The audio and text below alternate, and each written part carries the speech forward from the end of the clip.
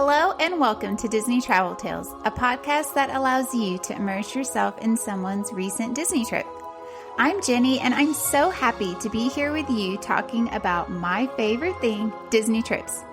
Join us every Friday as we explore the parks or cruise ships with a new guest and learn inside tips and tricks to hopefully help make your vacation go a little smoother. Make sure to subscribe to the show wherever you are listening so you never miss a new episode. And I would love it if you left a positive review on Apple Podcast or Spotify. This is the easiest way to support the podcast. Another way to support the podcast is to use me as your travel agent at no cost to you. Email me at jenny@trolleylanetravel.com. Let me do all the hard planning while you sit back and count down the days to your vacation. Okay, so let's get going with today's show.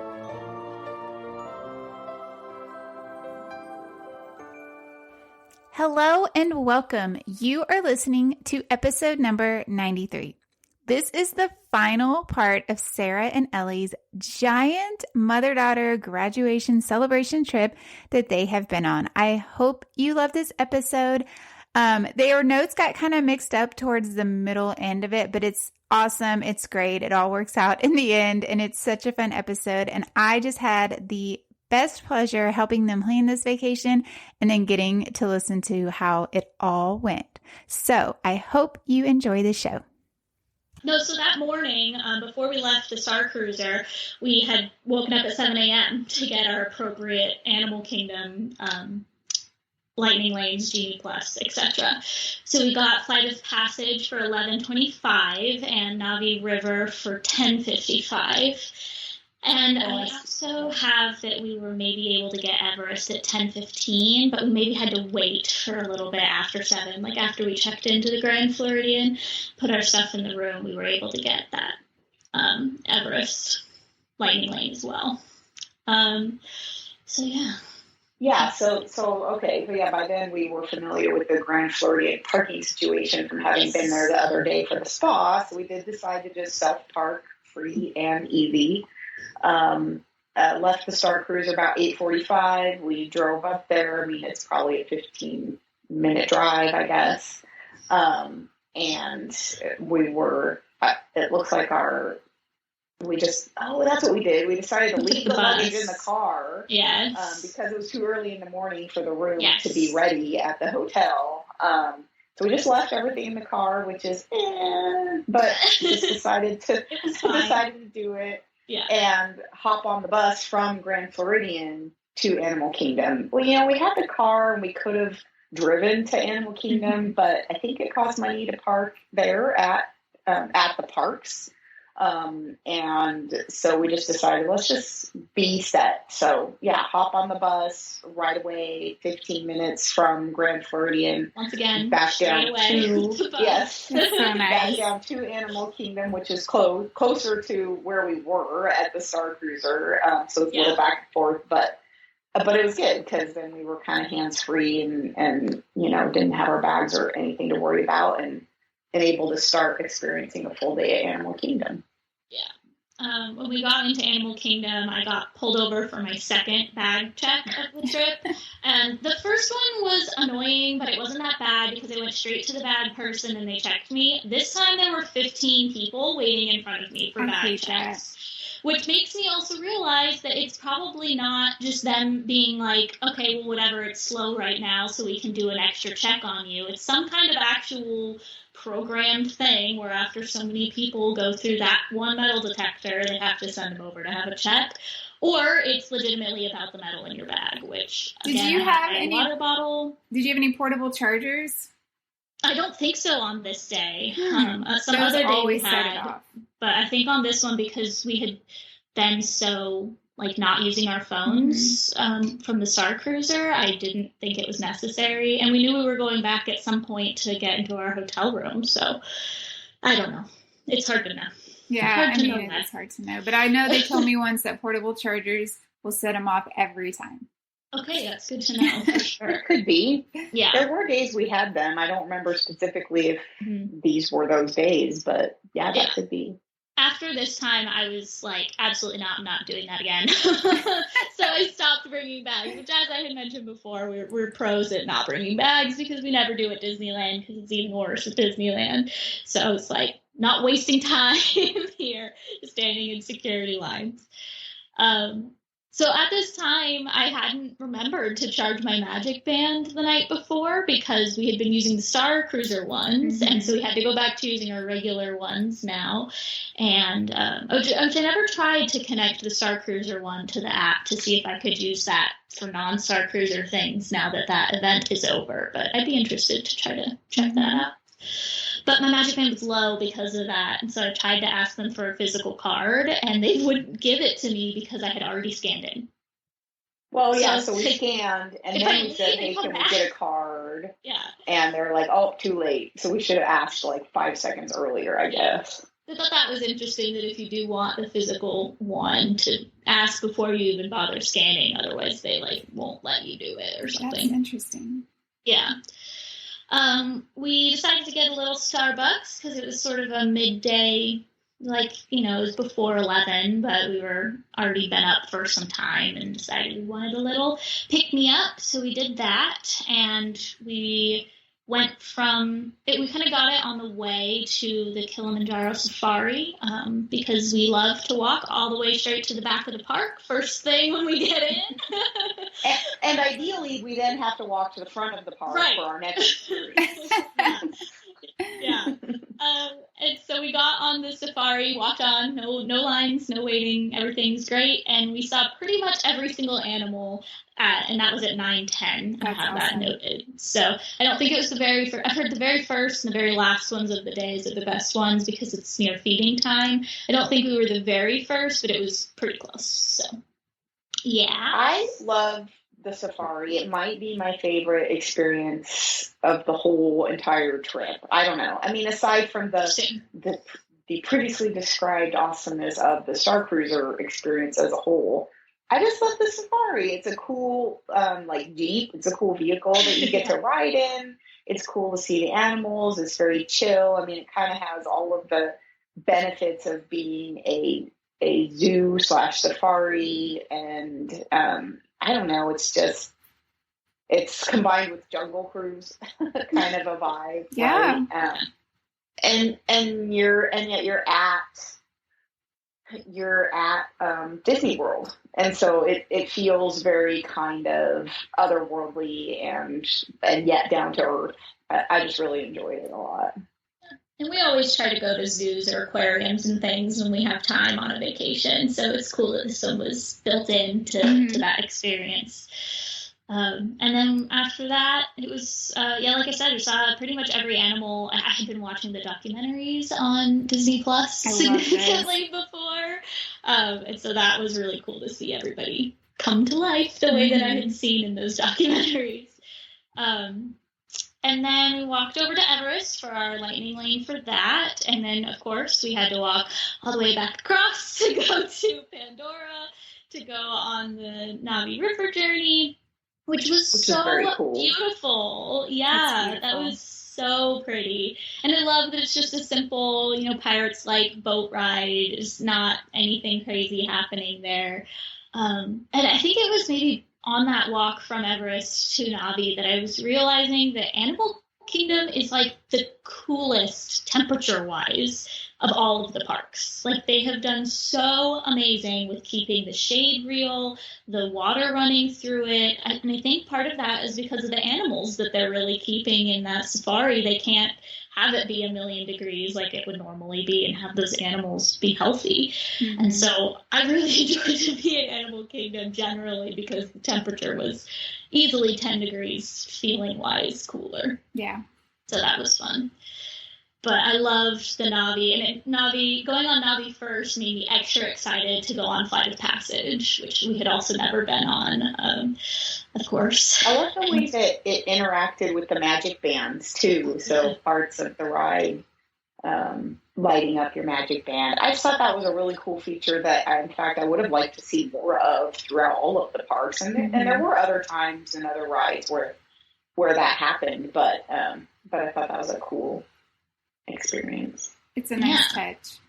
Yeah, and we were doing some of the waving at the 50th anniversary statues. Supposedly if you do that, it connects to the Play app somehow. I still haven't found where I possibly got the achievements for having done that, but we saw the bands light up and heard the fun little music. So those were still up and around at this time of our trip. So that was fun. And then, we just hopped over to flight, and that one had a little bit of a longer wait. It was mostly a walk-on, but the line was so long that it felt like it was kind of a wait there.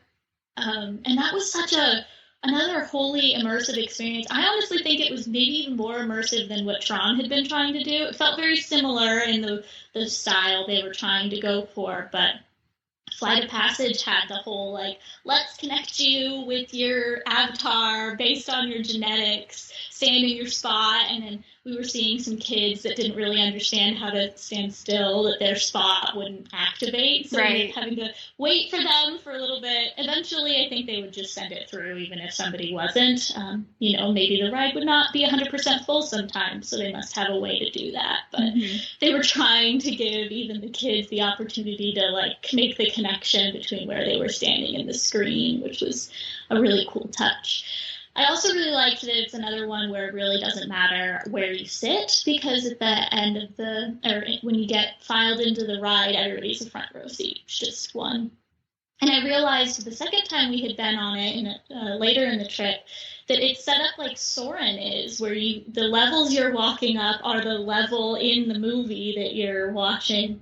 And so it was cool to see them have something set up like Soarin', but you can't see people's feet, dangling in front of you because of the ride mechanism. So yeah, that was an incredible one. I really liked the new Guardians one, but this is a hard, like, those two are very similar at my top number one rides in all of Disney World. I thought it was just so cool. And the ride mechanism is similar to Tron 2, where you have to sit in it like a motorcycle, but this one didn't bother me quite as much as the Tron one did. Or maybe it bothered me the first time. It did the first time. It slapped your back. Is this the one that slapped my back? Yeah. So I guess the first time that we went on it, it also did the one click too far thing, where it smacked me in the back and it hurt my spine. But then the second time we went on it didn't do that. So I don't know what the difference is, if I was just sitting in the seat differently the second time or something, but the movie is so cool that you forget about everything else that you're experiencing in that seat for the rest of the ride time.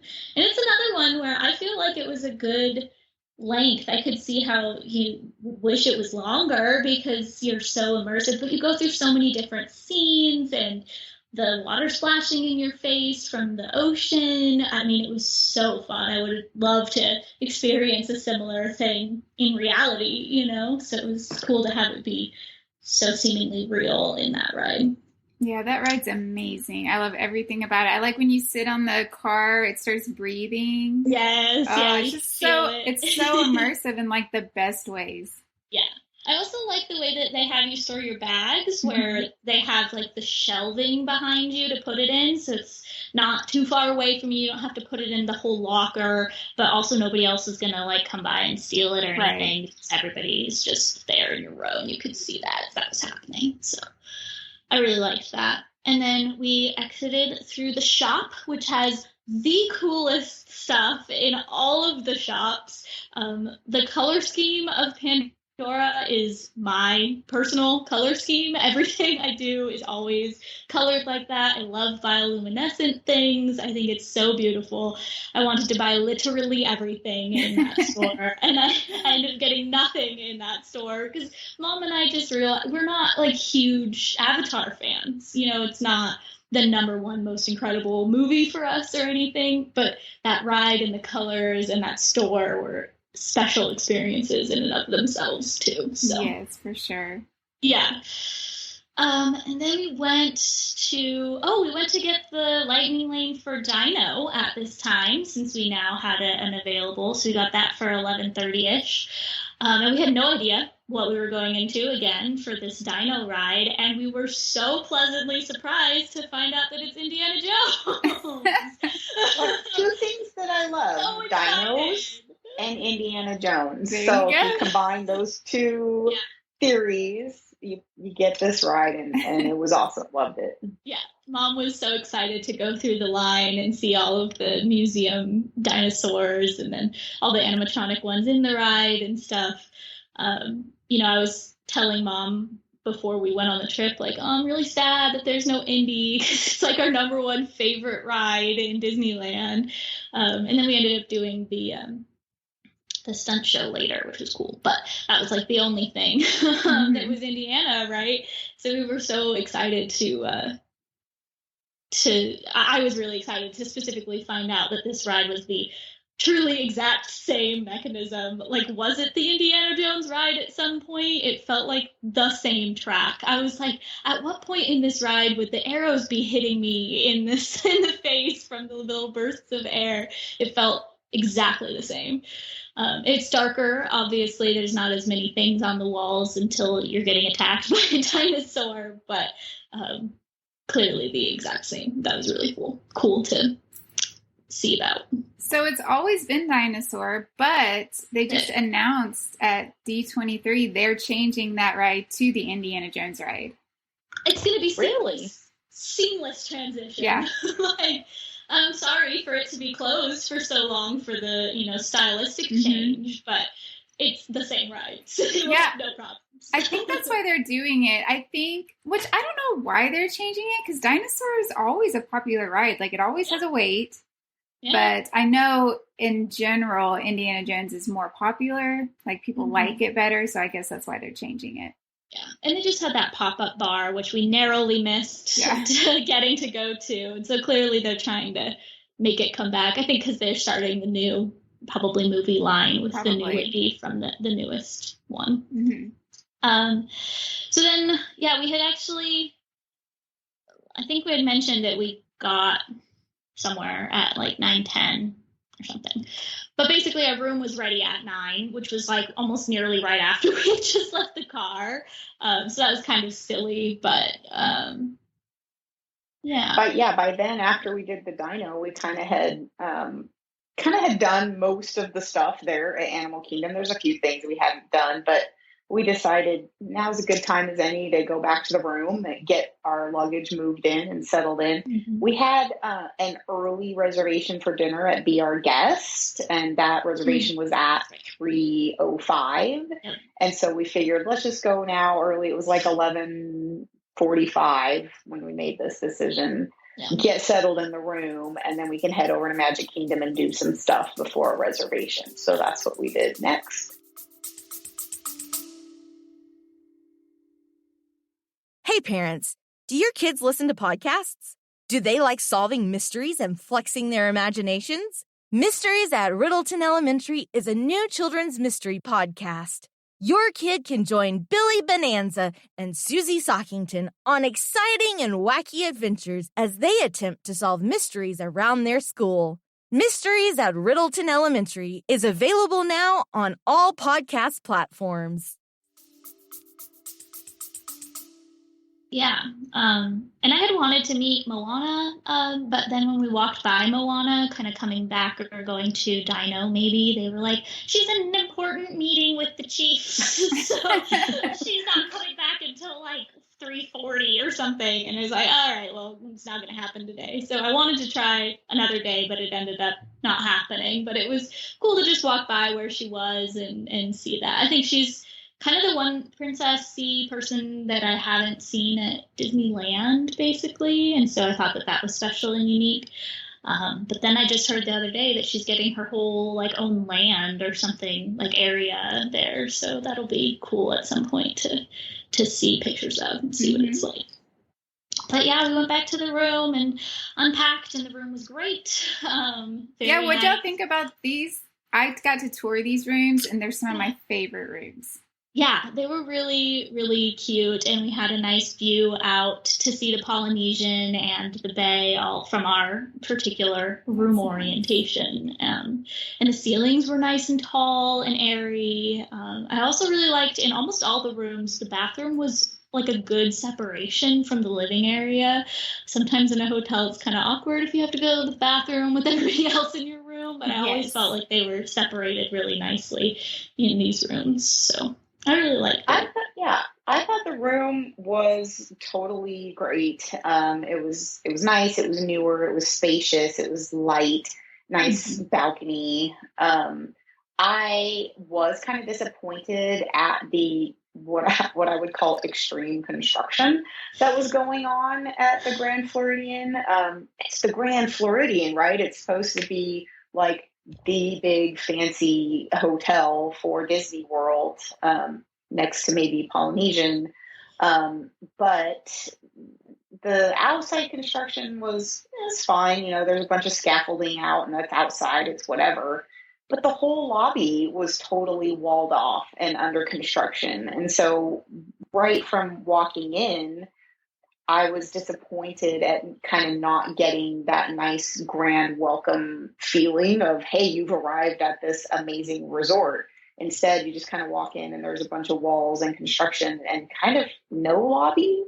And I mean, I'm just being honest. Like, I was kind of disappointed. Like, it was not that grand welcome that I wanted. And you know, for the most part, you're just going to your room, which was in a different building anyway. But you cross through the lobby every time you want to get on the monorail, or even if you're getting to a bus to go somewhere. So you are crossing through there a couple of times a day. And I don't know if I would have changed where we were staying if I knew that was the case or not. Maybe. Maybe not. But it was kind of intrusive in that regard. But it was really cool to be able to have the monorail basically go right there. So we did end up trying to, since we had seen it at Epcot, or so we thought, we decided to take the monorail to get to Magic Kingdom for our afternoon of events. It was great to do the security at the hotel for that instead of having to do it at Disneyland. And even if you had to check have your bag checked during that time, it would have been so smooth and easy and quick compared to a park one. So it was great that you didn't have to do that again when you got to actually entering Magic Kingdom. And then we basically just went straight to our reservation because by then it was about 2:30, and so I have that we checked in for our Be Our Guest reservation at 2:45 for the res at 3:05, and we were waiting until 3:20 again, similar to Oga's, slightly less time by like 5-10 minutes, but it was again a little bit of a wait before we got seated there, and we were seated in the Grand Ballroom section, which was wonderful. And then we did get up pretty much right after we were seated to go and look at all the other rooms to see. But it was so cool to be in the main room with the big windows, and it was snowing and very just grandiose, beautiful. Beast came out once while we were there. Yeah. Yep, and he did a tour around each of the rooms as they said that he would, and I had actually just noted maybe online or something that it stopped being Belle and Beast at some point, and I was like, oh man. But Beast is cool too, he's the owner of the castle, and so it makes sense that he would be the one to come and greet all the guests. We didn't have any Genie Plus for this, so we didn't have any lightning lanes or anything that we were trying to make reservations for. We decided not to get it because what happened was that Mom had accidentally gotten it for only Animal Kingdom and not both Animal Kingdom and Magic Kingdom because 7 a.m. we were already on Star Cruiser. It was just a bit of a mumble of it there, but we didn't have Genie Plus for the rest of the afternoon here, but that ended up being fine for later. But yeah, our dinner was so wonderful. Our dinner at 3:00. Yeah. But they had another special item that's not on the regular menu. Guess what it was? Short ribs. Yeah. So we both got the short rib again for our main entree. I actually had the French onion soup for my appetizer, which I'd never had before, and I thoroughly enjoyed eating all of the cheese off the top and not touching the rest of the soup. So that was great. And then the gray stuff was indeed delicious, as reported. And I got a cup that I'm using as my water cup for now. Very nice. The special souvenir cup that lights up. It's very feels very appropriate when you're there and very extravagant when you're not there anymore. So that was really fun. And again, we only ate for about 45 minutes. Every time that we had one of these huge meals, we were much faster than I think it's normally meant to be, but just the two of us, and we're hungry because we haven't eaten all that much today. We didn't have lunch because we knew we were having this kind of dinner again instead. So yeah. And then when we came out of that dining experience, the entire floor was covered, outside ground was covered in puddles and rain. And there had been a huge rainstorm while we were in dinner, and it was completely over by the time we got out. Perfect. Yeah, it was wonderful. It was we funny didn't even know it was raining out there. We came out, we were like, what? Yeah. Yeah. Everybody was still in their raincoats or just like soaked, and we were like, okay, we'll just keep going. Right. So that was fun. And then we got to just kind of train while we were there. That was what that note was about earlier. So we since we didn't have the Genie Plus, we paid for a mine train at $5.45. Just since we were there, the only reservation that we had to keep in mind for the rest of this day was that we had the fireworks cruise, to which we needed to report at 7:30-ish. But we were confused for a little bit about what exact time we needed to report, because it didn't really tell us. I thought maybe it was 7. Mom was pretty sure 7:30 was good enough. So we split the difference, ended up getting there at 7:15. But for the rest of Magic Kingdom. Did you have something to add, Mom? Sorry. Oh, no, I was just going to say we just went on a couple of the simple rides that were easy to get on, or I guess they're rides, but kind of experiences. And that's why we had eaten this dinner so early, is because we were going on the fireworks cruise that night, and wanted to, first of all, have room for the food on the fireworks cruise. And then second of all, just make sure we had time to get there and figure it out. We went on the People Mover, which I don't remember if we had gone on that before. Or yeah, we did at the party, at the Halloween party through Downspace. So, right. We did it. So People Mover. It's a good post-winter ride. It is. And then space was functioning this time, so we got to see it as normal. Nice. That was cool. Yeah. And then we went on the Carousel of Progress, which I was like, what is happening right now? I found it very off-putting and quizzical. And I was like, of all the things, that ride needs to be updated. I get that it's kind of a historical recreation or representation of when, I guess, the World's Fair was there originally. But I think it's a little outdated and weird and possibly insulting to some people. And I was a little baffled the whole time. I'm pretty sure I was like, what's happening, several times while we were sitting on there. I kind of thought, I hadn't seen any pictures or anything of it, and I'd gotten a little bit of the gist, and the gist led me to believe that it was going to be kind of like a haunted mansion, where you were sitting in it and you had your seat that was just you and your group or whatever, and you would go through some ride of pictures, and maybe there would be some stages. I think I'd seen one picture of the guy sitting on the stage or something for that, but I didn't really know what to expect from it. And so when we filed in and it was just like movie theater seats, I didn't realize the thing was going to move, and I was like, well, sorry, we're going to sit through this 15-20 minute show where we don't do anything. So it was cool that it moved a little bit. I actually been on an aquarium ride that has a similar ride mechanic before, so it wasn't totally off the rails to me or anything. But yeah, some of the so I like that they were basing it on holiday-y events and stuff like that, but it was weird. So yeah, Walt designed this for the World's Fair, and it was like the first ever animatronics. I remember hearing that. So it used to be at Disneyland a long time ago, and then they moved it to Disney World because it fit better there. They had more space. But I think the only thing they've ever changed is the future, which is not the future. Like, the future scene cracks me up every time. It just feels like it's the next progression in it's just maybe 10 years ago now, and they need an actual future, some kind of aliens or something going on at the end to sort of make it better. Yeah.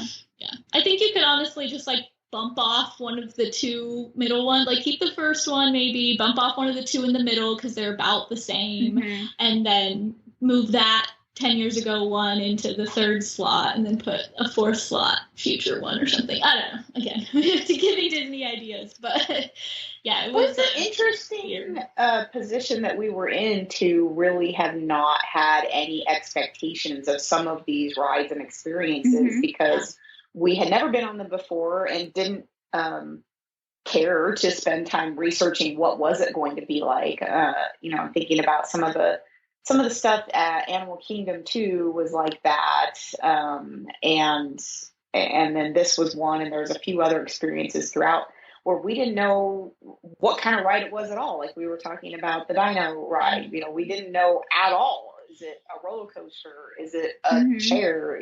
What is it? And you get some from the warning signs where it's like, if you're pregnant, don't ride this. It's like, okay, I got something, but that still doesn't tell me all that much. Right. Kind of interesting. Yeah. No, I actually think that's really cool to really have no idea what you're getting yourself into. That's fun. Yeah. Then we did our Seven Dwarfs paid round, which was lovely as we had experienced before. And then we just took the monorail back to our hotel to drop off my bag that had my cup in it. They washed out my cup for me at the restaurant, nice. So it was all clean and nice, and they gave me a little bag for it, which again, I had vowed to not bring bags at this point, and so it was funny that they gave me one, and nice. And then this was when we found out that the monorail goes all the way the long way around through Polynesian before it gets to the Grand Floridian again. And so we kept that in mind a little bit as we went, but by the time we got to here is when our transportation started to get confusing to us a lot, and so we kept getting confused about what transportation we should be taking to which parks from this point on. Well, we were trying to figure out where to go for the fair, to catch the ferry to watch the fireworks cruise, and in the app it said, and you had to pay special attention to that because there are ferries that leave from Magic Kingdom, right? And so you wouldn't want to be at Magic Kingdom thinking you're supposed to go there to get that ferry, although it would take you to where you need to go. And the monorail stops by that transportation center before going to the Polynesian, before going to Grand Floridian. So we could have done it other ways, but we wanted to drop the stuff off, and we had plenty of time. So we figured, let's just monorail all the way back to the hotel, and then we can monorail back around again the same way. Going around, because it only goes the one direction. And get off at the transportation center, which is where the ferry was. And it's almost kind of luck, but also just like paying a little attention to what the signs are actually saying. And you'd be like, wait, we need to get off here, not go all the way to the Polynesian, which is what we were going to do, is get off at the Polynesian and then walk to the ferry. But then when it stopped before Polynesian, I was like, hold on, this is where we want to go. So let's get off now. Yeah. But it was pretty obvious when you got off that there were, I don't know, it was sort of obvious because it was right there when you exited the monorail stairs, but it wasn't that obvious. They should have maybe had like one bigger sign or something that it was specifically for the fireworks. There were people standing there, which was different, I think, than every other time that we went past the transportation center. So we went to go ask them, and upon going to ask them, we realized, this is exactly where we're supposed to be. So they were the first option to figure it out, but it wasn't clear that it was the check-in for the fireworks. But then they gave us a little lanyard with these special glasses, which when you pulled them up to your eyes, they make light refract into little Mickey heads. And so if you look at the fireworks later with them, it'll do the same thing with the fireworks, and it makes it 3D. So those are really cute. And they had champagne or Sprite pomegranate cocktails for drinking ahead of time, which was very nice. Like I said, we got there at 7:15. Didn't really need to until 7:30, and we didn't even board the boat till like 7:45. So we were again there quite early. Didn't really need to be, but it was fine. We just rested. They had a shaded area to sit. It was still hot. It wasn't AC, but some shade was still good. And then you got desserts on the cruise the second that you boarded. Everything was all out and ready, and there were some light snacks.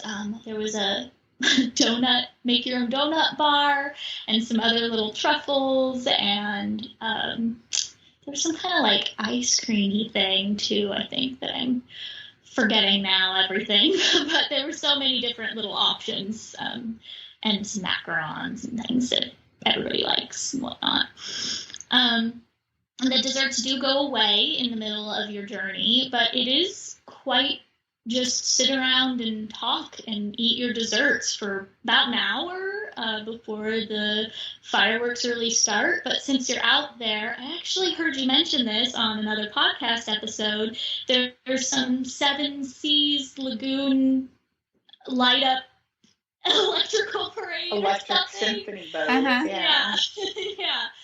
We didn't know that was a thing that existed, and we ended up being able to catch that also 2 or 3 times over because of how long we were there. So it went to the Grand Floridian. That was the first place we really saw it. Then it hopped over to the Polynesian. We saw it again there, and then we caught the backside of it as it was going away. So that was fun to have kind of a pre-show that we didn't know we were really going to get. It's a fun little show to watch. So an interesting fact about that, Roy Disney made that water parade for the employees who built Magic Kingdom. And so he had it come out to be and at the end it was like, thank you for your hard work. And they loved it so much, it's run every single night since. Oh, wow. Every night. Every night. Yeah, it runs every single night. And so, yeah, it's pretty cool. So nice. Yeah. No, that was great. And it's very fun, and all the lights are, and it was fun. A couple of the movies or something they were referencing in there we didn't know, so we were sitting there trying to figure it out a little bit. Obviously we knew the Little Mermaid one, that was very obvious, but that was so fun. We would have been able to see that from our room if we were ever in our room at that time. Yeah. I think we would have seen the one that was at the Polynesian, though, not the one that stopped at the Grand Floridian, just because of the way our room was angled towards the Polynesian in that direction. But, yeah, it was very calm, and just sit around on this cruise boat and enjoy your little desserts and the night air on the lake for a while. And so does the boat drive around while you're just kind of enjoying your desserts? Oh, that's nice. Yeah, a little bit. Yeah, when the parade's going on, they stop because obviously interaction with the parade would be bad, and also they're letting you watch it. But every time the parade would move, we would move. Just followed them around a little bit. But we made, I think, there's 2 little islands in the bay lake there, and I think that we did a circle around each of the little islands before getting into actual place for the fireworks. Nice. Over Magic Kingdom. So yeah, so it was a couple times we were like, oh, is this where we're stopping? Is this where we're going to see the fireworks from? Do we need to go to that side of the boat or this side of the boat? And we kept doing that. And at one point, I think they were like, oh, everything will be on the starboard side of the boat. And I was like, bridge training. I got it. And I went to the starboard side. But the boat is actually manable from both ends. And so we happened to be closer to one end. So I went to that end starboard side. It was actually the other end starboard side they were talking about. So it was very funny to go and do just run across the boat. It's not super wide. It's plenty big enough for how many people they let on there. But I don't know, Mom, what would you say? There was maybe 50 people on the boat with us? It might have been 50. It might have been closer to 100, but there's 2 levels of the boat too. And so I don't know how many people were on the other level, but yeah, there's room along the railings for everybody to stand and watch the fireworks. Yeah. When was the last time you visited a Disney park? For many adults, it's been a really long time. I would love to help you fix that situation. As a travel agent specializing in Disney, my job is to make sure your vacation can go as seamless as possible. All of my services are complimentary to my clients. Yes, you heard that right. I'm free to you. These services include helping you from the start finding the perfect resort to fit your needs, handling all the bookings and reservations, helping to teach you about the parks, because if it's been a while, man, have they changed. I have insider tips and tricks I share with all of my clients, and I will be your single point of contact throughout your entire trip, even while you are there. Don't wait another year to visit a Disney park or go on a Disney cruise. Let this be the year you finally go. Email me at jenny@trolleylanetravel.com to get the conversation started, or see the link in the show notes to fill out my quote form. All listeners that book a trip with me will receive a $20 gift card to use on their trip. Just make sure you say you heard this on the podcast. Okay, now back to the show.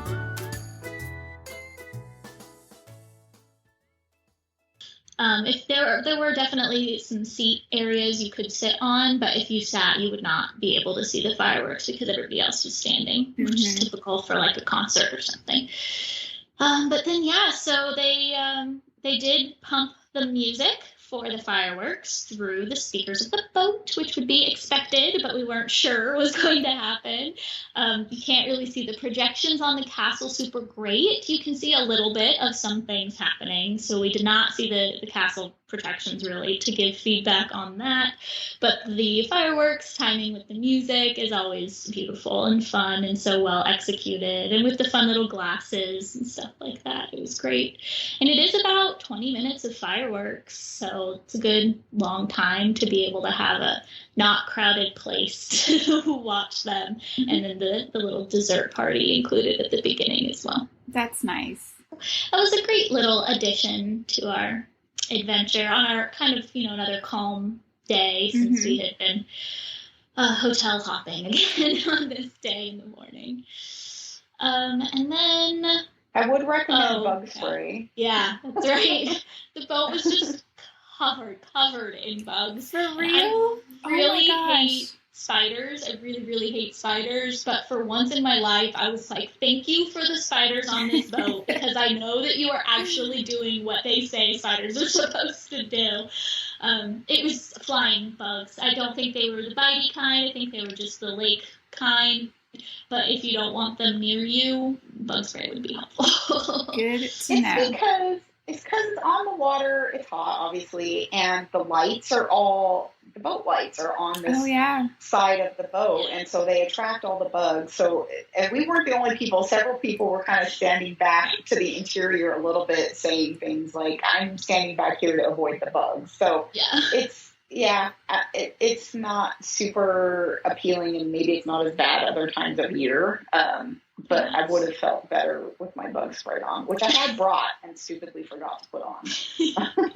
I wouldn't have even thought about that, because I've rode the ferry many times, but it's during the day, and so the bugs aren't attracted to the lights. But yes, oh my gosh, the nighttime one, it's not. And it was very still, right? At the point when you're standing in the water still and watching the fireworks. So even if you're just taking it back and forth, I probably wouldn't worry about it there. But the sitting part, they definitely showed up. And it took a minute for them to get there. It wasn't like that the second we boarded the ship, like they weren't around the desserts and things when we were getting that. But by the time it got dark, since we boarded at about sunset, it was definitely a later in the evening problem. But then, we actually decided also to be doing the extra resort extended evening hours at Magic Kingdom this night. And so after the fireworks stocked us back, we hopped, again, since we were there at the TTC, we went direct to Magic Kingdom there. We took the ferry direct to Magic Kingdom there. That's what we had done since we were already on the other ferry. And this time it was just before 6, I think, when we were doing all this, and I was like, I'm getting the Tron virtual queue for this. I'm not missing it like I did for the Halloween party. I think earlier. we were still in MK earlier when we did that, because we had the mine train at 5:45, and so probably even before we left, we decided to hop on that 6 p.m. virtual queue for the extended hours for resort guests, and did get it. No, it's 3 or 4 seconds that I've got to do this. I'm going to get it. And I did. And we got 182 or something like that. And so we were able to ride it at night, which was something, of course, that everybody says you have to do because it's so much cooler. And we'd walked by it at night and seen how cool it was at night. So we knew we wanted to.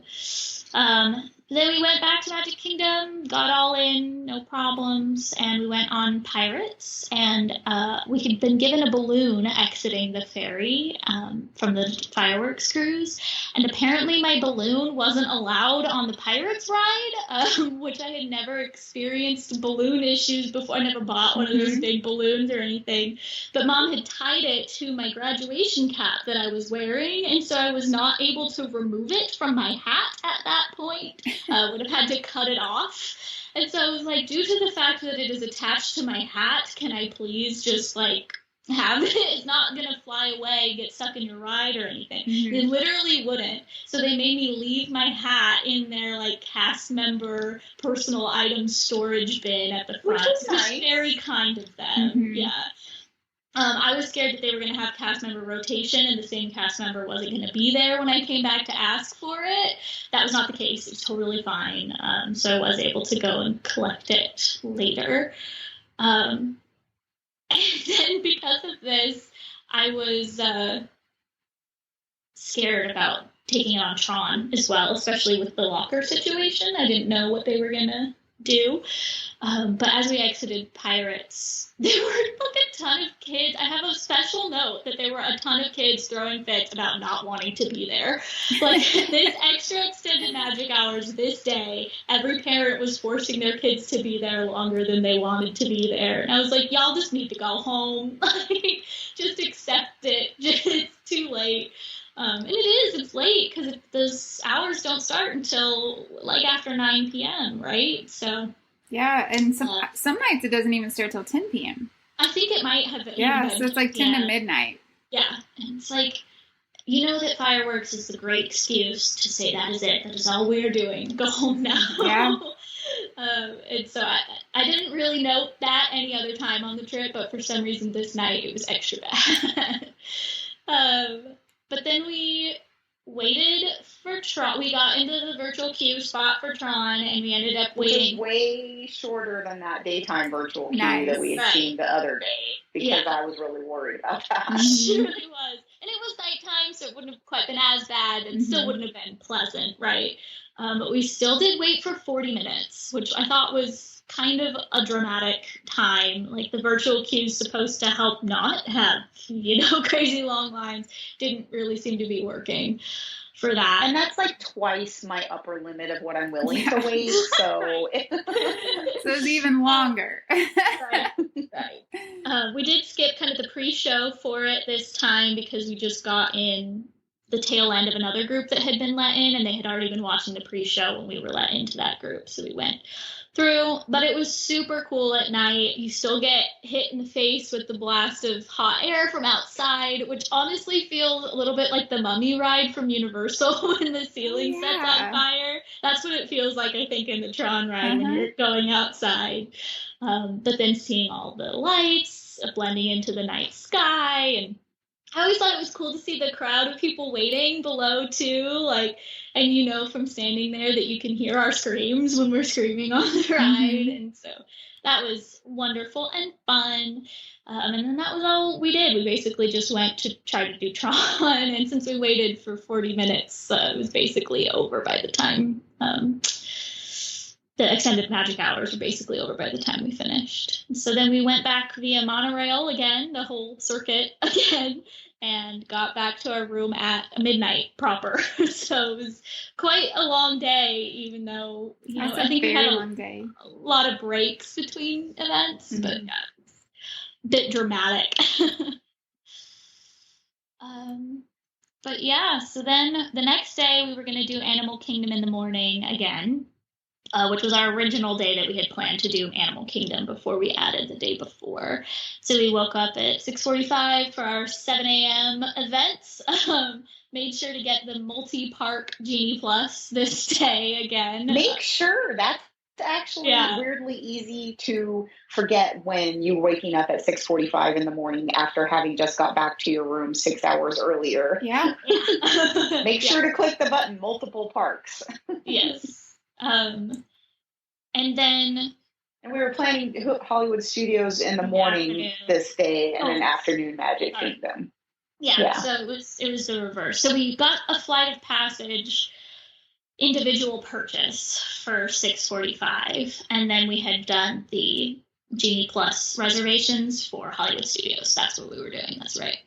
And we got a Slinky Dog for $125, which would turn into an event later that we will talk about when we get there. And then we actually did a mobile order from the quick service at the Grand Floridian for breakfast.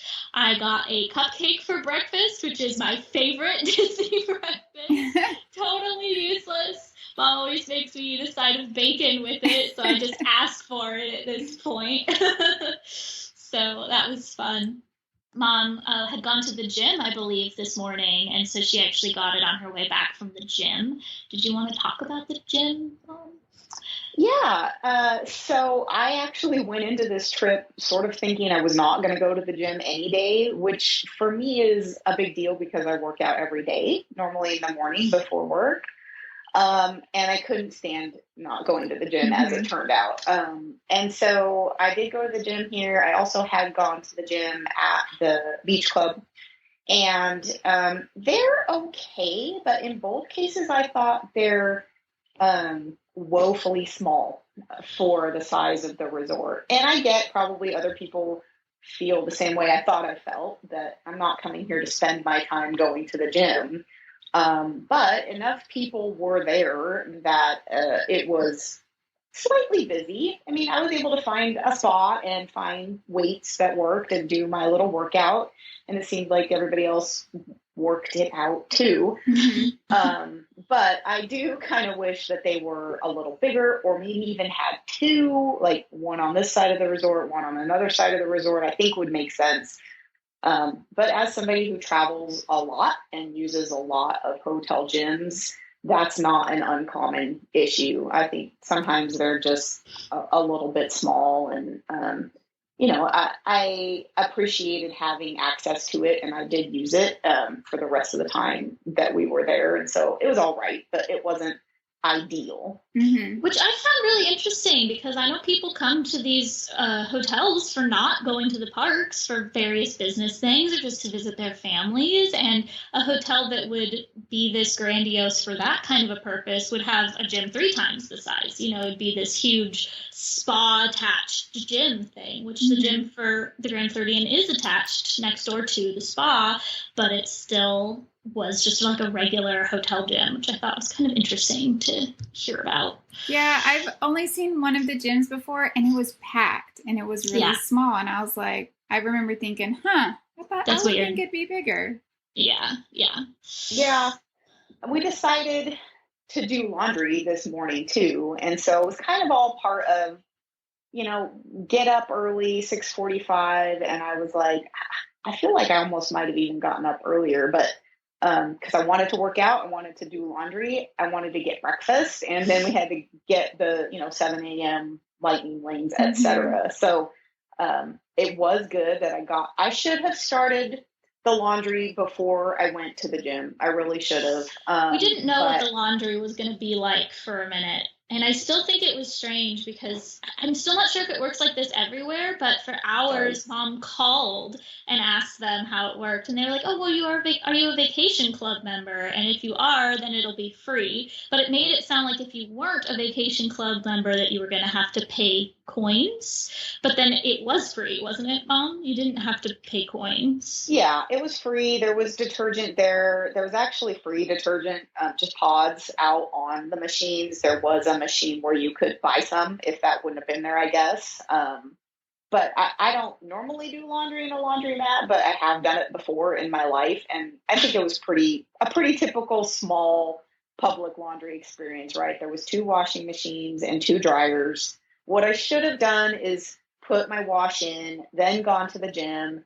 It would have been done probably before I was done with my workout, and somebody could have put it in the dryer or slapped it out on top of the wash, whatever, I wouldn't have cared. And then I would have just had the dryer to do. Instead, I didn't start it until, I guess I was done with the gym. I think I went up, I mobile ordered, I grabbed my laundry, I took the laundry down and I started it. I went and got the breakfast, brought the breakfast back. We ate breakfast and then I went to check on it. And it wasn't done yet. And I waited there for it to be done and move it over to the dryer. And Sarah was super appalled because she's never been to a laundromat in her life or had to use any kind of shared laundry situation. Tell people that. Why not? It's true, right? But there was somebody's clothes were in the dryer and they were dry and done. And so I removed them and I put them on that's what you do. That's what you do. I put them on a plastic bag so that they wouldn't go like on the dirty washing machine top. That was nice of me. So I put there, and it was funny because Sarah thinks it's hilarious because it was a dude's underwear pretty much. It was like it was his undergarments load, which is what you would wash, right? You know, if you At had least to it's wash clean. anything. Yeah.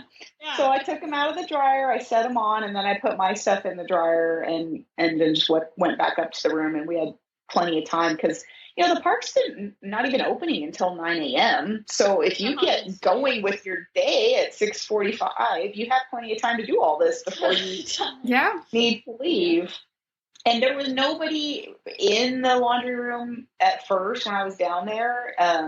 But then a couple of times I went to check on the drying, and there were starting to be more people coming as it got a little bit later in the morning. And I could see the logistics were starting to get a little bit complicated with people trying to figure out, it's only 2 washers and 2 dryers for the whole building that we were in. And so that really is not very much. So I do recommend doing laundry. I thought it was really cool to have that as an option, and it worked out fine. And anybody who's ever used a shared laundry, it works out just like that. But if you could do it earlier or maybe even really late, I don't know, I think you would have the most success of not running into anybody else using it. But it worked out fine. I was really glad to have it done. I came home with some clothes that were still clean. And because this was day 8 and we only had 2 more days there, but I wanted to wear some stuff. So I was glad that they had that. The one other thing that I thought was extra terrible about it was that at one point Mom had said that somebody had like checked on her drying to see if it was dry yet and then restarted it for her. But the problem with a stranger restarting your laundry is that they don't know what setting you put it on. And so Mom and I always wash on delicates, and she had put it back on like normal. So Mom was scared for a minute that her stuff was going to be shrunk. I pull it out and it's like this big. It was fine. It was totally fine. But I'm also always scared that has actually happened in my house with my boyfriend trying to do my laundry, let alone with a stranger. Right. So, yeah. But it was totally fine. And I should have probably done it too, but I was too scared. I was like, nope, I'm good, thanks. But then, so we got on a bus this time to go to Hollywood Studios. Again, no problems with the bus. And we went straight to the Tower of Terror store, which I had walked through exiting the ride previously, but did not really spend time looking at. I was kind of a little disappointed in the options there because it felt like everything was either just like a tiny little magnet or keychain that I don't really care about, don't really like, or it was like a $60 plus souvenir item. And I was like, where's the like $20 to $40 souvenir item range? And I have this little keychain of like metal keychains from Guardians, and I have a key from the original Tower of Terror in Disneyland, and I was going to add one to this, but there wasn't any like good solid metal keychains that I liked there, and so it didn't get to add to my collection from that. But the coolest thing in the whole store was that they had a bathrobe from the Hollywood Tower Hotel. I really wanted to get that, but it would have been so huge on me, so long on me. But that was a cool thing to see. That is cool. I've never even seen that there. I'm going to have to go check that out. It was crazy. It's like when you first walk into the store for not being on the ride, from just outside, there's a post in the middle of the store, and it's just on the other side of the post. Gotcha. So it kind of is hidden from the outside, but if you're coming off the ride, you should see it as you get off the ride. But this turned out to be kind of the worst decision that we made of all of the trip, was to go to Hollywood Studios this morning, because they must have been having some kind of inspector or something come by, because rotating throughout the day, every single ride was closed at some point. Oh my gosh. So when we went to the Tower of Terror store, we were scared we weren't even going to be able to go to the store, because the entire Tower of Terror cast was standing out front of Tower of Terror in a line, like on the main street. None shall pass. But it was very clearly Tower of Terror is broken. Don't go past this point if you're going. So we asked them, is the store open? They're like, oh yeah, no problem. You can go. And the Joffrey's back there was open too, with 0 line, because nobody's going back that way. I felt sorry for them, so we bought something. The Joffrey's. Yeah. I tried the Joffrey's chai, which is not my favorite chai. It's a little on the spicier side of chais compared to Starbucks chai. I prefer just a right down the middle between sweet and spicy. The Joffrey's is the spicier. Spices or not hot spicy. Yeah. But then also Rock and Roller Coaster was closed at the same time that Tower of Terror was closed. Even though it's right next door, we still couldn't ride it. So we were like, all right, well, we're on this part, and we both really like Cars. We were also wearing our Cars outfit this day. And so we went to the Cars silly little video show thing, which was cute and fun, especially if you're looking for a little show, with your kids to take a break as a midday or something. But a good break, It was good seating and a fun little show. Kind of slow for first thing in the morning for us, but it was fine, And so then everything was still closed by the time we got out of that. So this is when we decided to wander over and go see the Indiana Stunt Show, which I'll let Mom talk about. She's the bigger Indy fan. One of these things where we had no idea what to expect at all. And we were kind of late to it. So let's say maybe at this point, maybe it was starting at 10:15 or something, and we're walking in at 10:10. But it is similarly set up to the Fantasmic show, where there's a whole big stage and a whole proper bleachers of seating, and a great venue. And so we were able to walk in, and we found a seat along a bench in the very back, but then it turned out that was behind the row of standing room only.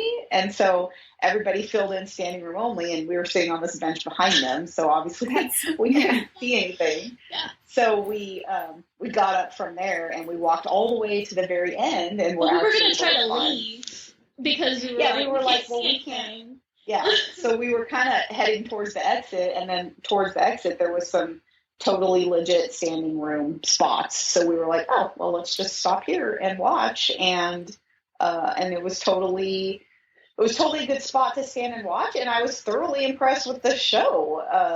Some amazing stunt people doing some awesome stunts, recreating famous scenes from multiple different Indiana Jones movies. I was kind of pointing out to Sarah, I was like, hey, do you remember that scene in that movie? And at first she'd be like, I'm not sure. But then once they played it out, we could say, oh, yeah, that was that scene from that movie. And it was really impressive. It was very fun. It's entertaining.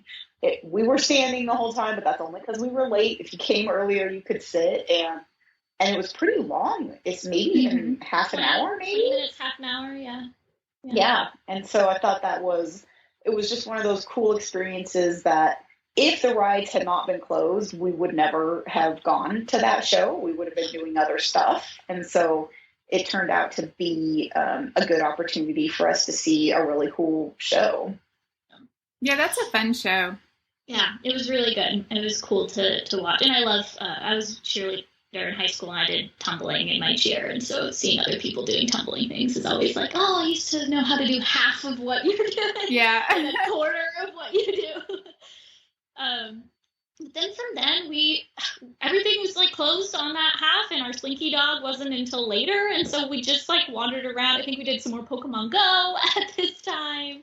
And we were seeing that Slinky Dog was still closed too, though. Slinky had been closed when we got there, even though we got the 7 a.m. thing for it, so we weren't sure if it was going to open or not. You know, it was quite much later in the day for 125 that we got it. But we were able to book another lightning lane at 12:20. And we were going to do it for Animal Kingdom because we knew we were going there in the afternoon. So we did get that for Navi at 4:10. So that was, again, quite later. Slinky Dog still closed. But we did get a lightning lane for Mickey and Minnie's at one point as well. And we got that for 12:35. So that one was open. Thank God. And as we were entering the lightning lane line for that, the people in front of us were having a cluster because they had a Slinky Dog lightning lane that got turned into a multi-experience pass, but Mickey and Minnie's does not count for the multi-experience pass.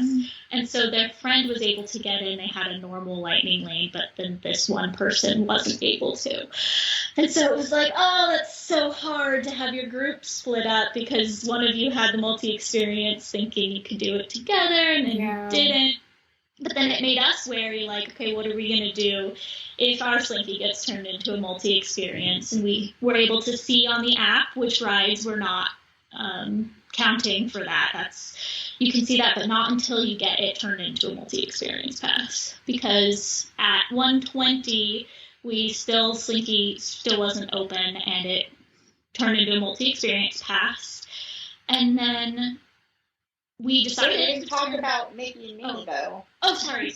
Yes, this is Jenny's, like, favorite. One of your favorites. I love this ride. Yeah.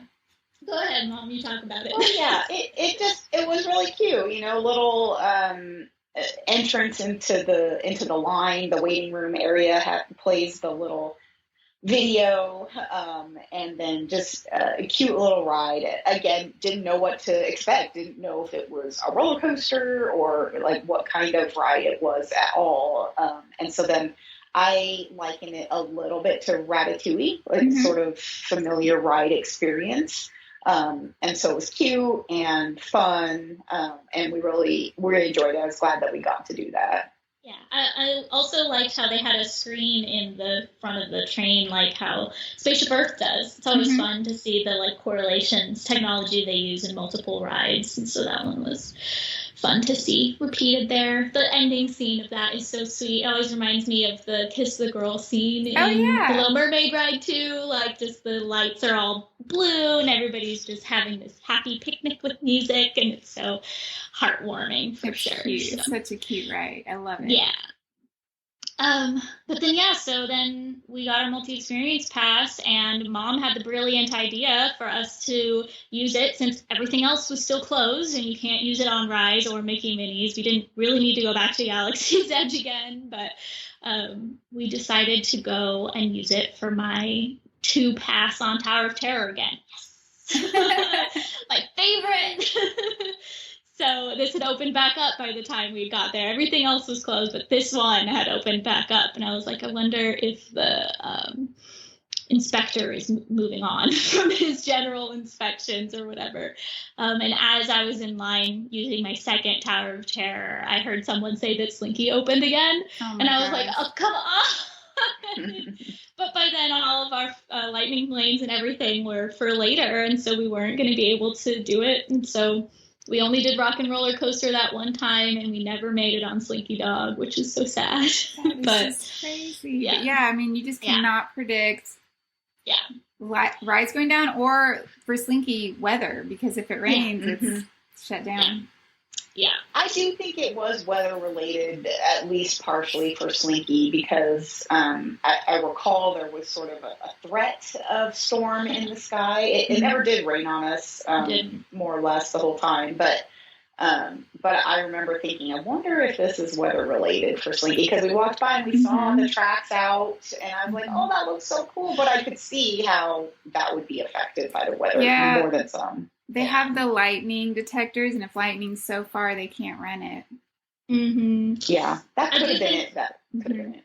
Yeah, I do think it's not written in my notes, but I think this, when we were wandering around waiting for our next lightning lane, we did go back through Galaxy's Edge, and when we were in there, it rained for like 1 or 2 minutes. So we were able to take cover. It was not a problem. It was not heavy rain. It was like, you would have gotten wet if you didn't take cover, but it wasn't day-ruining rain or bail from the park rain or anything like that. But it might have been such that Slinky Dog may have detected something, and that was part of it. So, hard to know.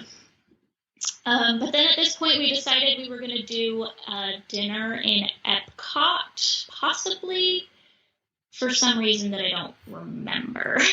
Well, we had a reservation for California Grill this day, and we decided that we wanted to do more park stuff because we still hadn't done half the park stuff we wanted to do. So I think we canceled it and just decided to go to Epcot instead. So we bought the paid Guardians for $7.25 at this point as well. Which was going to be crazy because it meant that we went to 3 parks this day. It sounds funny reading it on my notes. I'm like, is that serious? But apparently. And so then we got the Dino again for our next lightning lane that was not paid for $250. And we just took the bus between Hollywood Studios and Animal Kingdom, got there, did all pretty much walk on Dino, Everest. We actually waited in line for Cali River Rapids for one. It said it was like 15 minutes, but it was actually like 25. And so Mom was getting really angry by the time we got It was almost 40. Was it really? Okay. Yeah. That's crazy. Yeah. Because I remember because it was like double what they said. And I thought, if you said 20 minutes and I get in line and it's 20 or 25, that's fine. But if you said 20 and I get in line and it's 40, then it's just a straight up lie. Yes. And that ride should not have a wait that long. I wonder if it went down or something. I don't know. Yeah. I don't know, yeah. Because it never stops. Yeah. But we got on it and we got utterly drenched, and then we got off it and our fast pass or lightning lane was ready, and so we just were soaked and got straight back on and got soaked again. Oh my gosh. It's trying to be similar to the Grizzly River Run in California Adventure, but you get so much more wet on this one. So much more wet. So we were slightly underprepared for that, but it's so hot. It's fine. It doesn't matter.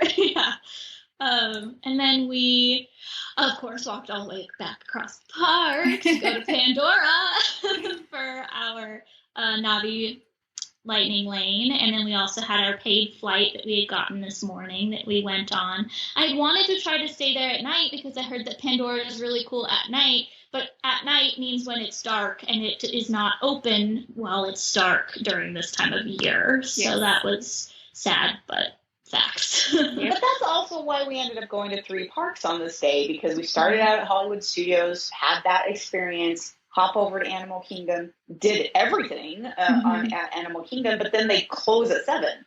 And so then you're like, well, there's still at least a couple of hours we could be doing stuff over at Epcot. And that's why we decided to catch the bus to Epcot. Yeah. And then I ran so far away from Guardians Ride when we went on it again, which was great, so fun. And then we decided to walk all the way across the park to go to France. And I think that's all we did. I think we just went there for Guardians and to eat food. Yeah, pretty much. Yeah, we figured since we were going to eat there, we might as well try to squeeze in something we could pay for the lightning lane for like Guardians, especially because it was new. But then we tried to go back via the monorail, thinking that if we were in France, we would be able to catch the monorail, which we had previously thought was right next to the Skyliner from when we had stayed at Beach Club, but this was where we found out we were wrong and ended up walking all the way back across the park through Epcot during the fireworks to get on the monorail at the front of the park. So that was totally fun. It was a lot of walking, but it worked out. It was a walking, but it was fine. And it was actually not a bad time to board the monorail because everybody was still staying there watching the fireworks show and things. So we got glimpses of those fireworks, but we didn't sit and stay. So it meant that it was pretty empty by the time we did board the monorail, which was great. But then I also have a note that we took it to the TTC and transferred to Magic Kingdom and did the extra resort hours again here. So we actually did all 4 parks in one day, apparently, which I didn't actually realize at the time. But then we got Tron again, actually. I had got the virtual queue for that or something. And then we did Haunted Mansion, and I had demanded that we do Jungle Cruise because we hadn't done it yet. And I was like, we have to do it at least once, you know? Mm-hmm. We know what it is, but it's still good. I love Jungle Cruise. Yeah. Mm-hmm. Or maybe I'm skipping the notes. Am I skipping the notes, Mom? No, I don't know. I guess I think you're right. I think this was just like a huge, long, epic day, and we did everything. Yeah. It says that we went for a dinner res at 9:10 in Disney. Yeah. Yeah. So I guess this is why Jenny told us to take notes, because we were going to forget things. But apparently we literally did Tron, Haunted Mansion, Jungle Cruise, got back to the hotel by 6:45. It was that early by the time we got back there, I guess. And then took a nap because I was starting to actually come down with a cold at this point. And so I was kind of slowing down. And then we had a 9:10 dinner res at Enzo's Hideaway, which was fun and cute, and the first Italian that we got on this trip, which was great. And I really wanted pasta, so that was really fun. And then I had wanted to get that graduation jewelry piece still, so we stopped in the Nahoku Hawaiian jewelry store to look at some stuff. Didn't get anything, but I knew we'd be back tomorrow, so I would take a look at it to remember it for later. But yeah, I guess we did all of those things in that day. That was our last timeline is not working exactly, yeah. But anyways, we did all that stuff at some point. We did all those things, questionable time. It was a lot of things. But then that was our last park day, actually, which was why I think that we tried to do so many extra things, like going to Jungle Cruise at the last minute was for that. But then, yeah. And then, yeah, I guess, I don't know. It feels like there's a missing day there somewhere. Maybe those two are actually split into 2 days or something. Started to lose track of what day of the week it was. But then, yeah, and then we were done at the park. So we felt like, okay, we saw and did everything there. And the next day was just Disney Springs. Yeah, which was great because since I was starting to feel a little sick, it was maybe that's part of the reason why my notes are a little jumbled here. But I got to sleep in just a little bit. Didn't have to wake up at 7 a.m. to book anything. But Mom went to the gym again. And we took the bus to Disney Springs around 9:30, and we were going to meet my friends who live in Fort Myers at this time. So they were driving up, quite a road trip for them, but it was so nice that they were going to come and meet us. And awesome. They love Disney too, and so it was great to meet up with them. And there was also this huge Pokemon Go event happening this day, and everybody was at Disney Springs wearing their Pokemon Go event shirts, so that you knew everybody there. It was really cool. Like, it was, we didn't really know about that ahead of time, or we hadn't planned for it anyways, but then everybody was there doing the same thing, and we spent a lot of time doing that, and we're talking to other people, just random people that were doing the same thing, and team up and do some battles and a bunch of raids, and it was a cool, I don't know, it was just a cool experience, like these hundreds or thousands of people all in this one location, sort of with a like mind combined for a similar purpose. That's fun. Yeah. I am seeing the timeline again, and I do think that there's a missing day in there because we did have a creperie breakfast at some point that we did, which was going to be a dinner at some point, but then we turned it into a breakfast. So that was the only thing extra note that I can't see on here, but that one was a really good and cute, and Mom was again blown away by the French people actively working in the restaurant. So I just wanted to note that, even though we're at Disney Springs now, I just forgot. We did go there, and it was very great, and they had lovely crepes of varying sweet and savory varieties, so it was nice to have that option. And they had the walk-up window there, too. We decided to do a sit-down just because we had time and weren't in a rush, and I thought that was a nice way to start the day. But I also think the walk-up crepe window is a good idea just for a quick grab and go. Oh, for sure. Yeah. But then, we met up with their friends, and they played Pokemon Go too. So we were all playing together. It was great. And then we went to the hangar bar to have lunch at about 12, pretty much. They do not take reservations there. It's just walk up, and it's first come, first serve for seating, like a regular bar would be. So we did end up sitting outside, but it was on the lake.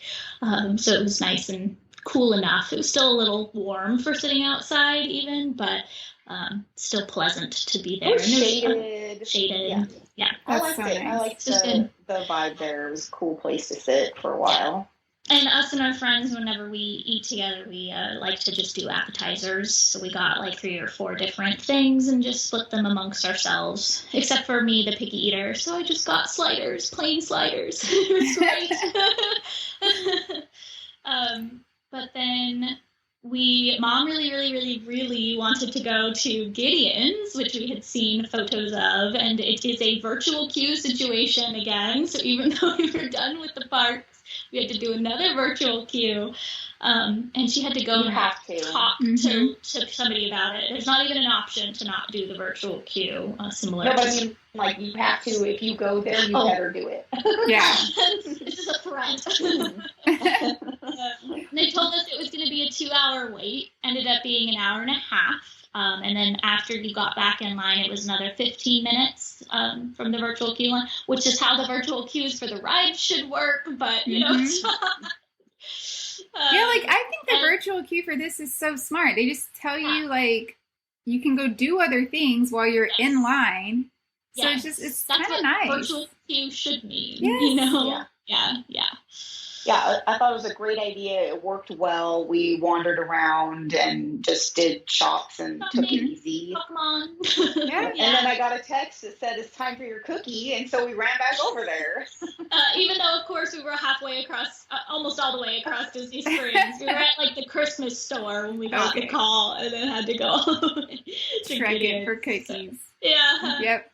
But it's so cute in there. It's such a cute decor. It's so, tiny little secret shop feeling vibes. And then I noted this because it was so funny. Limit 6 cookies per person because that is 3 pounds of cookie. That's crazy. So that means each individual cookie is a half of a pound. Oh my god. So everybody was like, so do we want to just share? And I was like, nope. No. Well, they shared. Actually, I think they shared 1 cookie, the 3 of them, and I had 1 to myself. This is one of the things I had been waiting for the months leading up to the trip was a Gideon's cookie. So I was not planning to share my cookie with anybody. I don't blame you. I wouldn't share either. Which is reminding me again that we must have done like a half day at Epcot or something when we did that, because we also had walked through Germany at that time and gotten the caramel in Germany, which was the other thing that Mom really wanted, like the butter shortbread, half caramel. It's not like the Werther shop, but it's the caramel shop in Germany at Epcot. And so those 2 things, the caramel shop with the butter bar and the Gideon's cookie. I can't stop thinking about them now, and I was looking forward to them very much leading up to the trip. They totally lived up to the hype. Yes, the caramel shop is my favorite. Which is, of course, derailing me again to remember that I was very sad because on that last Epcot day, we never made it to the Frozen ride because it closed right as we got in line for our lightning lane for it. Yeah. So we did everything else, but we never got to do the Frozen ride, which was sad. But we did do the Mexico one, which we had missed before as well. And that was silly. It's silly. I feel like they should just make it a Coco. Just update it to Coco, and that would be cute for it. It was cute. It was cute. Yeah. Boat ride, always great. So then we had the half-pound cookie. Yeah, then we had a half-pound cookie, which there wasn't. I feel like they're making a mistake by not having some better seating options after you exit Gideon to eat that. So we had to wander around for a minute to find somewhere to post up and eat that. And it was very, very sunny and not all that shady in most of the places that we found to sit there. So that was a little bit of an oversight, I think. But then I decided to do the pick a clam to get a pearl. Oh, yeah. Or an oyster, sorry. And I got a blue pearl, which is my favorite color, and so I was so excited about that. And then I ended up getting my graduation jewelry piece from the place where I got this pearl because I loved it so much. And I got a little fish hook that kind of looks like Maui's fish hook from Moana. It's not engraved, it's just very simple, but it's silver and gold and has a blue little pearl in it. Makes the blue and the pearl extra obvious because of being silver, so that makes me happy. And then we did more Pokemons, and our friends left, and they were wonderful to have a company with us during that time. And we had a dinner reservation at the Edison, and we shared a bacon, grilled cheese, and tomato soup, which was completely shareable size, and our server said as much as well. So yeah, that was so good, though. Also, maybe one of my favorite things. The food here compared to Disneyland is incredible. Yeah. The Disneyland option is terrible. we hate eating at Disneyland anymore, but Disney World is quite the next level for the food. Yeah, they have like real restaurants with real food. It's so good. Yeah.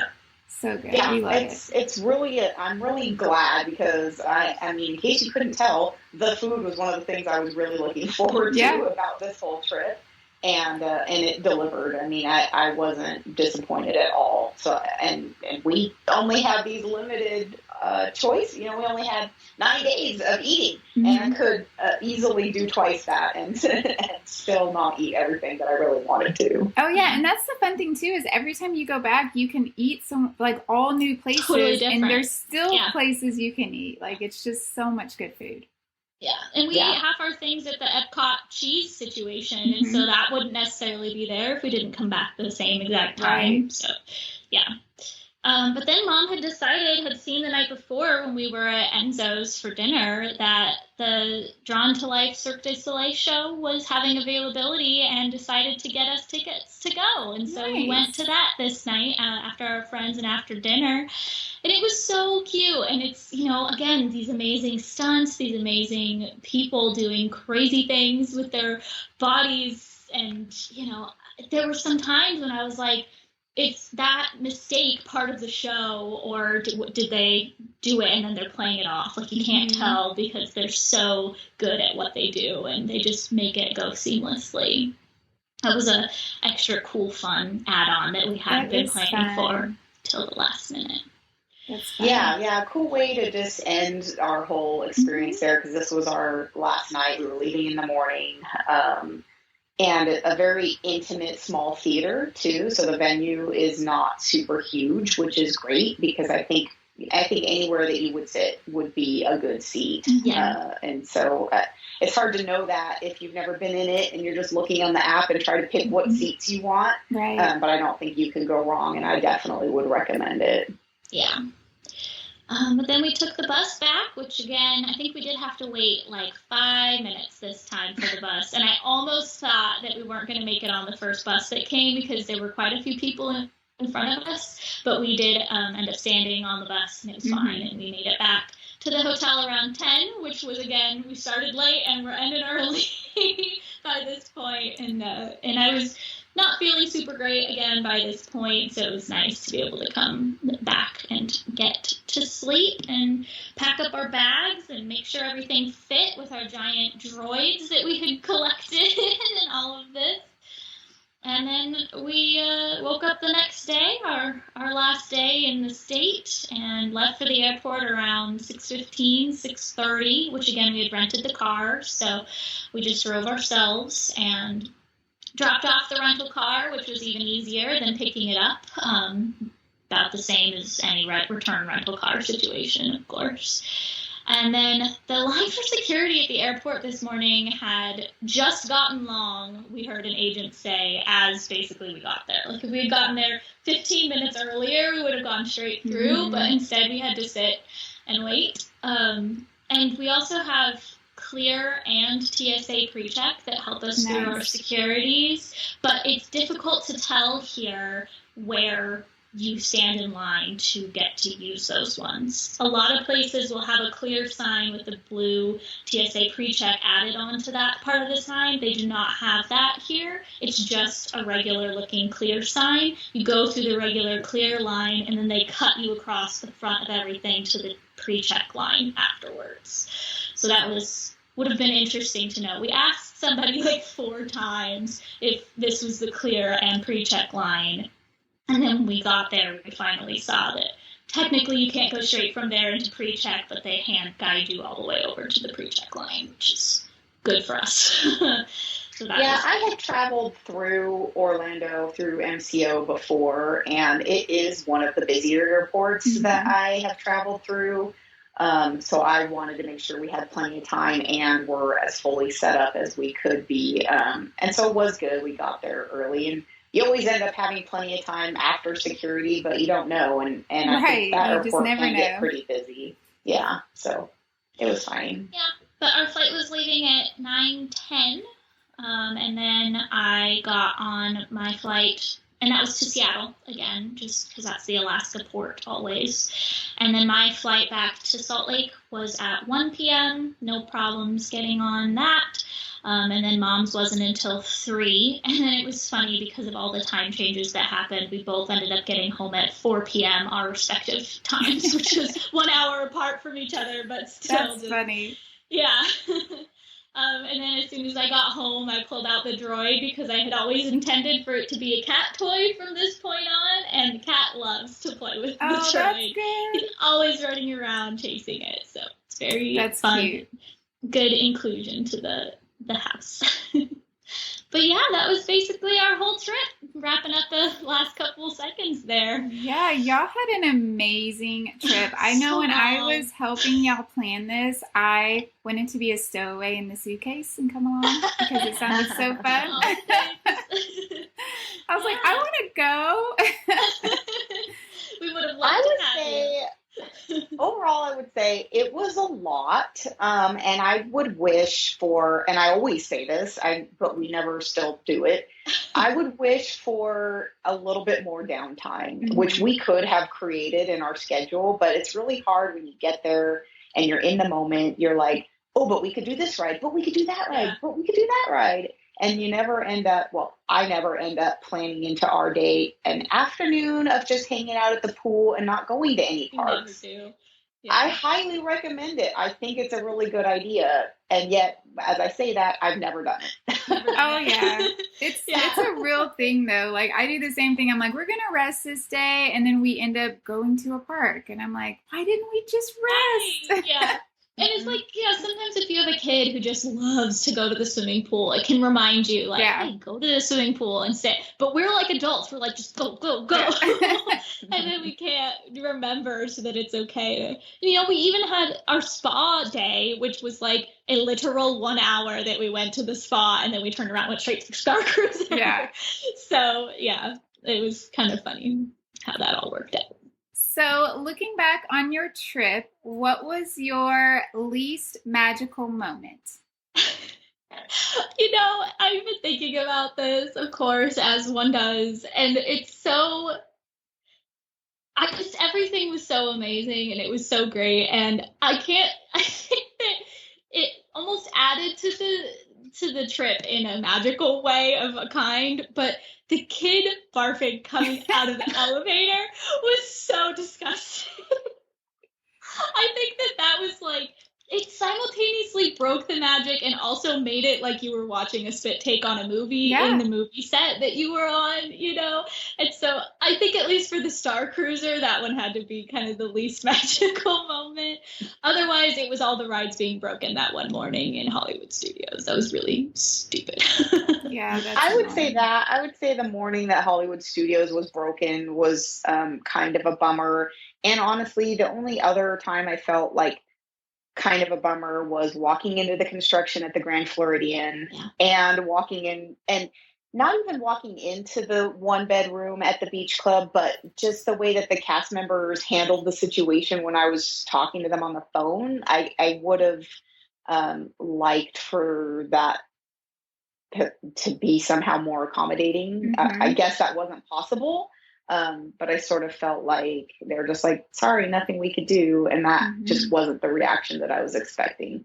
Again, none of these big things that obviously broke the trip for us. The kid puking in the elevator was just hilarious. I didn't think anything negative about that. I was scared for a few minutes after that I had puke on my clothes and shoes and I was going to have to carry that around. I didn't. It was fine, but I was like, I felt covered in it for a minute, and that was why it was so gross. That is gross, like, for sure. And then you, like, I don't know about y'all, but, like, immediately I would think, oh my gosh, I hope I don't get sick. Like, immediately. Yeah, so, I don't think I've actually ever seen anybody puke in the parks before, and so for it to be on this inside, like, it was just a lot. So what was your most magical moment? It's always hard to just pick one, but for me, just walking into every individual park for the first time was the most magical thing. Seeing the World Showcase open up before my eyes for the first time, walking into, Animal Kingdom and seeing Pandora and all these crazy sets and all the, like, tiny changes between the rides that I get to pick out and feel like I'm, investigating a little mystery between the two parks is always my favorite part of going to a new theme park and making those relationships. So. Yeah, I think there were a lot of magical moments. There wasn't one thing where I'm like, oh my gosh, that was a super magical moment, which we have had before in the past, like really one thing that I can call out. So I think, I think about the time when we went for the Cinderella's breakfast and we were able to go in the back way and there was no human beings in sight at the whole park. That is, that's very unusual and kind of special. So maybe that would be kind of the most magical moment. That is so special to see that. Yeah. It's always cool, too, to go when new rides are being released. That's always something that's only going to happen during that period of time when you're there is this, new ride happening. So Tron and Guardians were amazing. So, yeah. Well, that was quite the trip tale. It was so fun to listen to. I loved every second of it. It was great. Thank you. Thanks for coming on the show and sharing it with us. Yeah, we're so happy to hop on, and thank you for your help the entire time. Absolutely.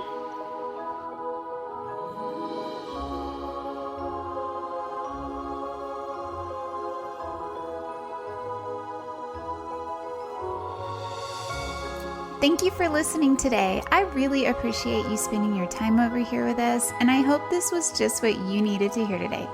I'm always looking for new guests for the podcast, so if you are traveling to any Disney park or cruise, see the show notes for more information about being on the show. Visit the show all around the web at DisneyTravelTales.com or find us on Instagram and Facebook at Disney Travel Tales. See pictures from the guests on their vacations, plus this is just a great way to stay up to date with all things related to the podcast and Disney travel in general. Join me next week with a brand new episode. So until then, this is Jenny, and may all your Disney travel dreams become a reality.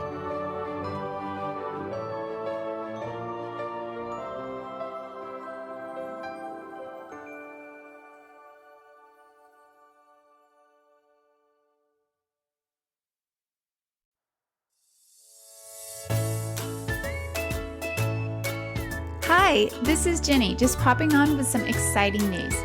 I've started a Facebook group just for you. I'm really excited about this because not only will this be a great opportunity to get to know each other, but this is also a safe space to talk all things Disney. Members can share travel tips, resort tips, likes and dislikes, and the best part is this will give you an opportunity to talk to the guest on the show and ask them questions about their trips. I was trying to think of a fun name for us, and Disney Travel Tales Podcast Clubhouse came to mind. This is a private group, and of course, I will not allow anyone to be bullied or talked down to. I just want this space to be positive and fun. Check the show notes for a link to join, or just search Disney Travel Tales Podcast Clubhouse in Facebook. I can't wait to see you over there.